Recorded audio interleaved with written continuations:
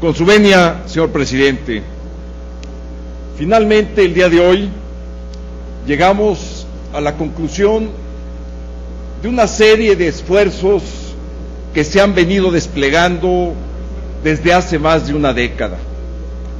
Esfuerzos por parte de varias legislaturas, esfuerzos por parte de la sociedad en hacer avanzar una reforma que tiene que ver con los derechos más importantes al ser humano, sus derechos vinculados a su dignidad y a su libertad.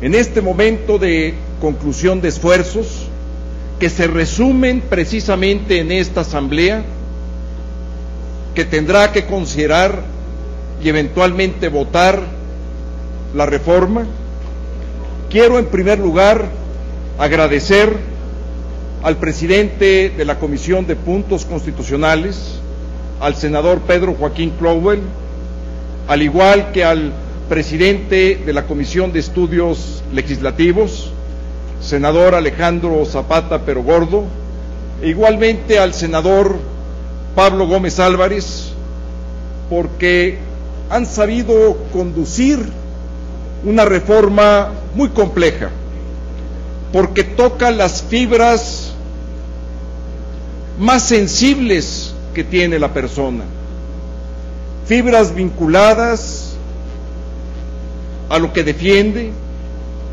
a sus creencias, a su ideología, y se permitió sortear las discusiones con esa buena conducción para que esta reforma no quedara atrapada en debates ideológicos insuperables en una mesa de negociación. Y esto lo quiero decir con claridad. Hay aspectos que defendemos los partidos políticos, que es parte de nuestra doctrina, que nos da identidad, son las cosas que defendemos que nos diferencian a los partidos.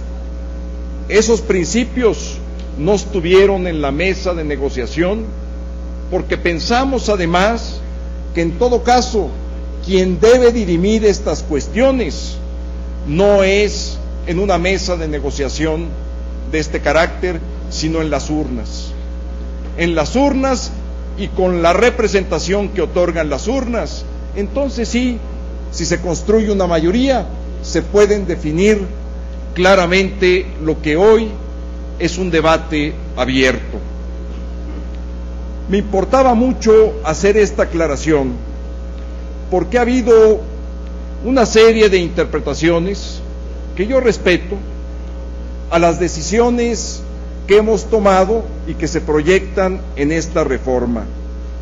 Afortunadamente, ha habido buena disposición de los grupos parlamentarios para poder hacer algunas aclaraciones que estimamos nosotros eran pertinentes.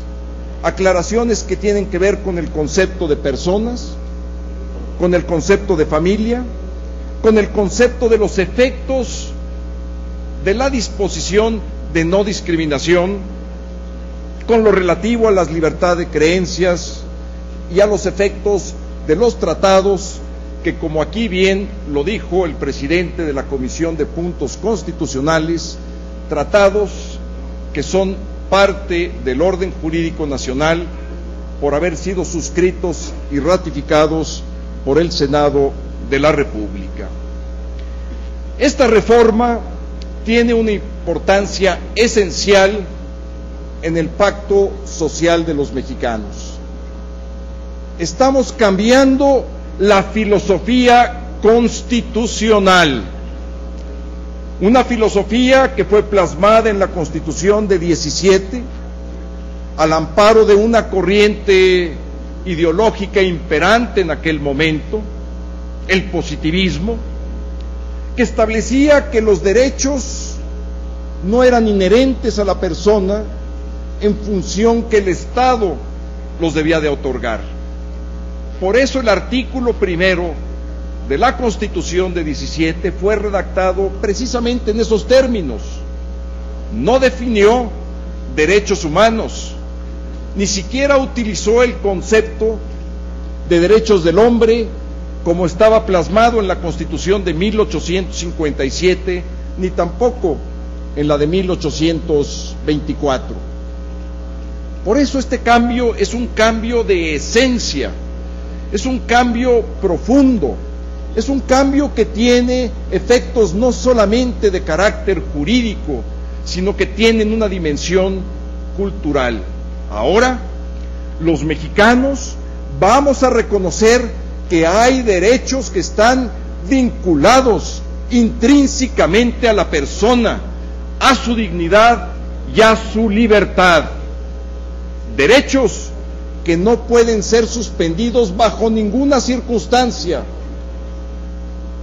Derechos que son el antecedente del Estado y del orden jurídico.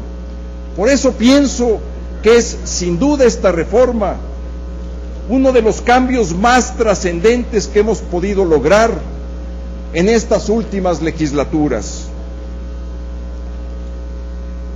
Con el cambio propuesto, se establece una nueva materia de derechos, algo que antes no teníamos.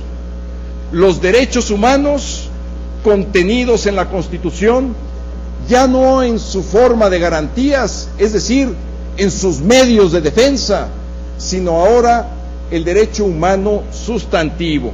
Pero además, ahora se abarcan todos los derechos humanos contenidos en los tratados internacionales que México es parte, ha suscrito y de acuerdo con el artículo 133 de la Constitución son la ley de la nación.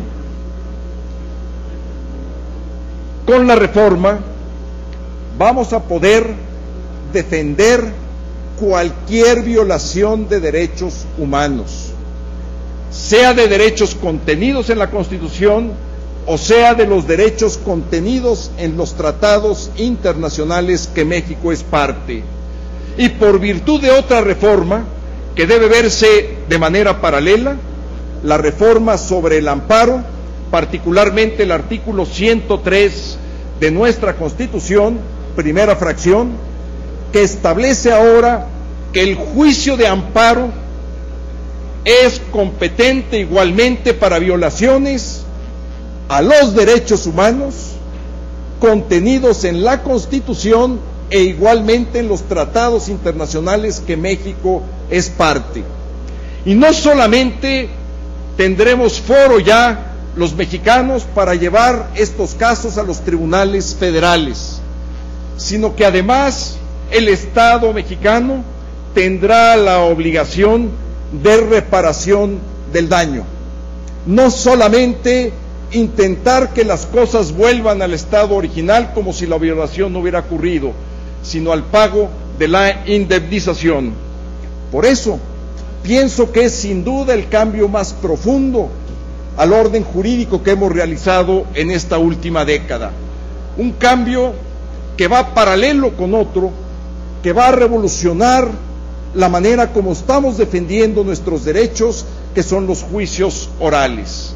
Si vemos nosotros los cambios de los juicios orales paralelamente con esta reforma, nos estaremos dando cuenta que el paisaje jurídico constitucional del país ha cambiado.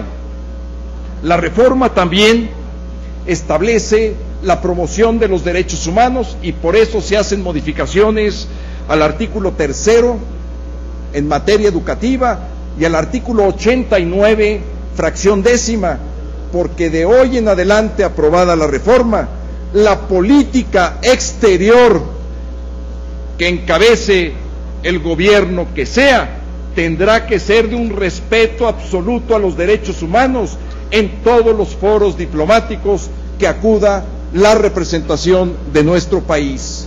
También la reforma abarca a un sector de la sociedad que no siempre está adecuadamente protegido, como lo hemos visto, por cierto, en una película singular denominada presunto culpable.